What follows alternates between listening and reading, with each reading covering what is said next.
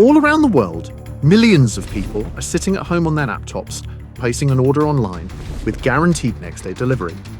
But they're not using Amazon Prime. They're buying drugs, guns, banking passwords, and forged documents. Anything and everything that you can't find on Amazon. They're in the dark and dangerous world of the dark web, from the comfort of their own homes. This secret digital world is rightly known as the hub of global cybercrime because of the staggering volume of illegal trades and deals done in its darkness, which at approximately $9.5 trillion in GDP has made the cybercrime economy the world's third largest economy behind only China and the USA. How is that possible? Let's find out. Welcome to the secrets of the dark web economy. When you surf the internet using a browser like Google Chrome or Safari, you're on what's known as the surface web. The surface web, also called the open web, includes the websites and web pages that the average internet user browses on a daily basis, that they'd see on their search results when using traditional search engines like Google or Bing. However, the surface web accounts for only roughly 5% of the whole internet, meaning if you're an everyday internet user, you've only just scratched the surface of what's really available. The internet is much more extensive, with many hidden layers, which are collectively known as the deep web. These account for the remaining 90+% of the internet. What's known as the dark web is only a small part of this deep web, hidden from sight and from search engines. The most fundamental difference between the surface web and the deep web is that the deep web pages aren't indexed by search engines, which means they don't appear to users who don't already know the web address. Every site and page on the deep web is private by design, and you usually require authorization to access it.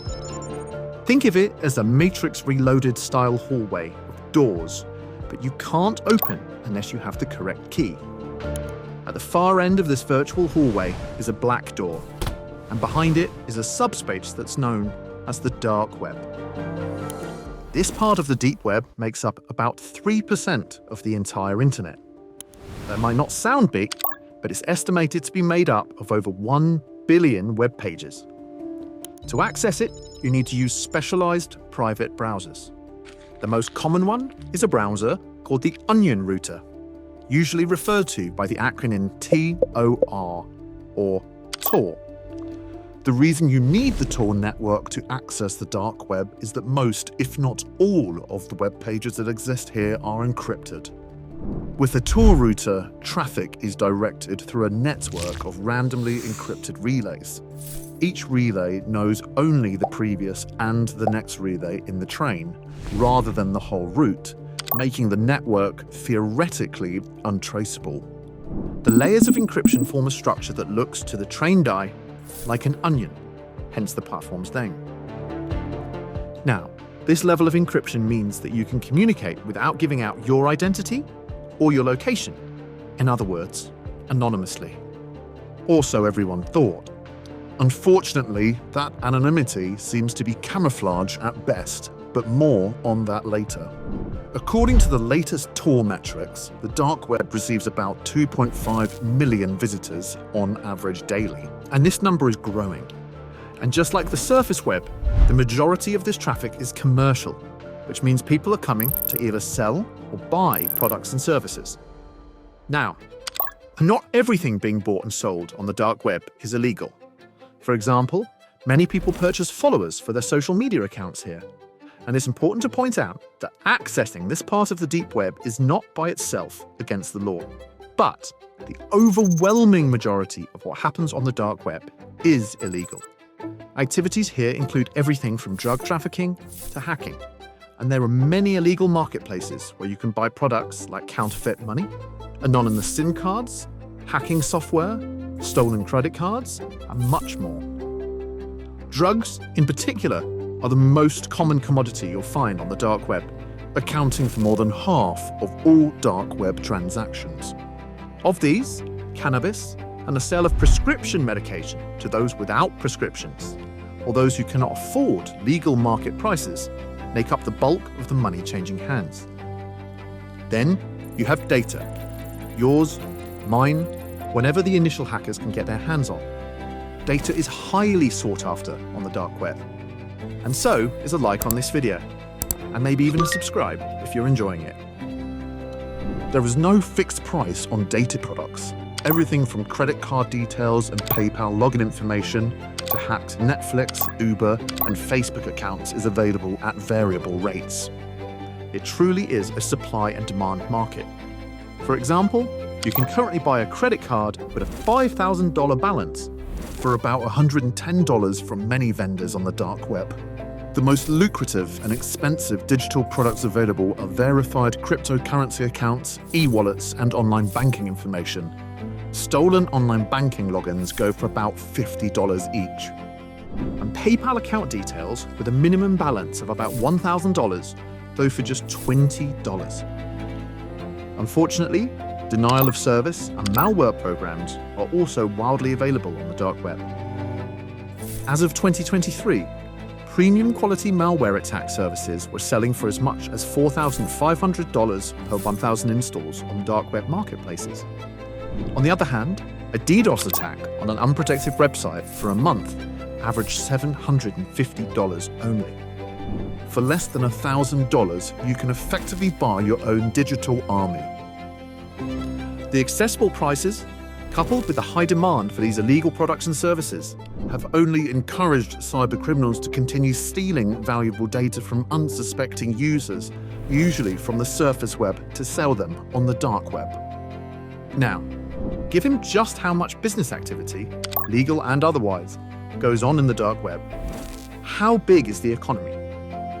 Well, in 2018, reports suggested that the dark web Bitcoin transactions alone amounted to $872 million, more than 3 times the transactions recorded back in 2012. At the time, Chainalysis, the crypto payment analytic firm, forecast that Bitcoin transactions on the dark web would reach more than $1 billion in 2019. This goes to show just how fast illegal transactions on the darknet have been growing.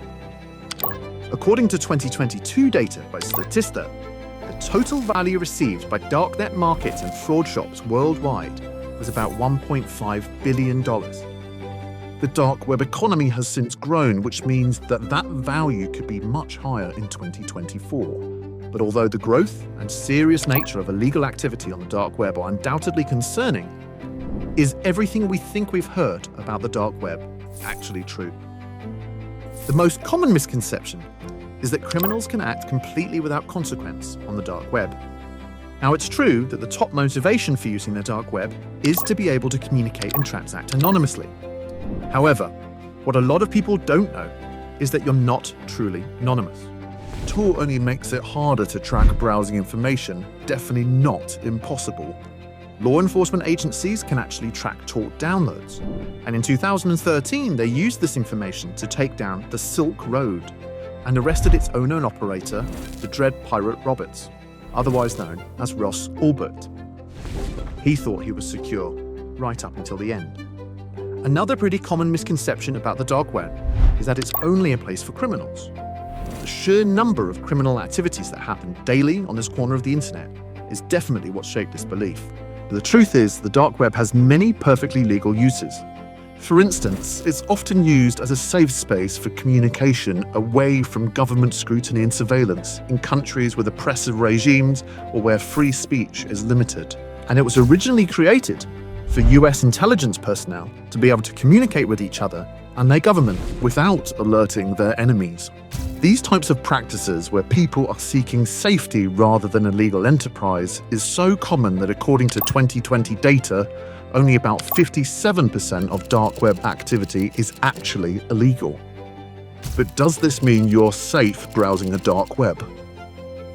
Of course, the answer is no.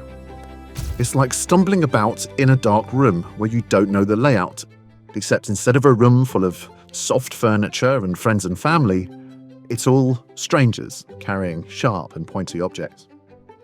The real danger of the dark web comes when you're not careful about where you visit and what you access. Once you start exploring, It's all too easy to land on illegal marketplaces, which could not only potentially implicate you in cybercrimes, but depending on what they are selling, expose you to some things that no one wants to see.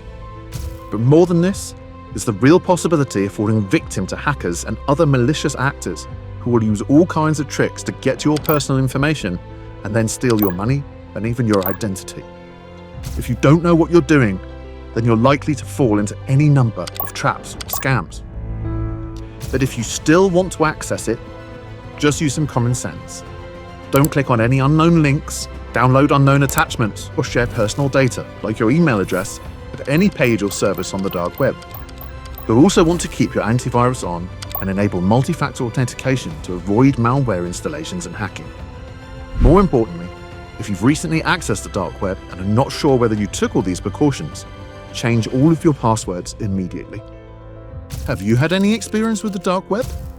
Do you think the benefits of secure encryption for those who really need it outweigh the impact of the cybercrime economy? Let us know in the comments. And if you enjoyed the video, please don't forget to like and subscribe. It helps out a small channel like ours massively. Thanks for watching, and see you in the next one.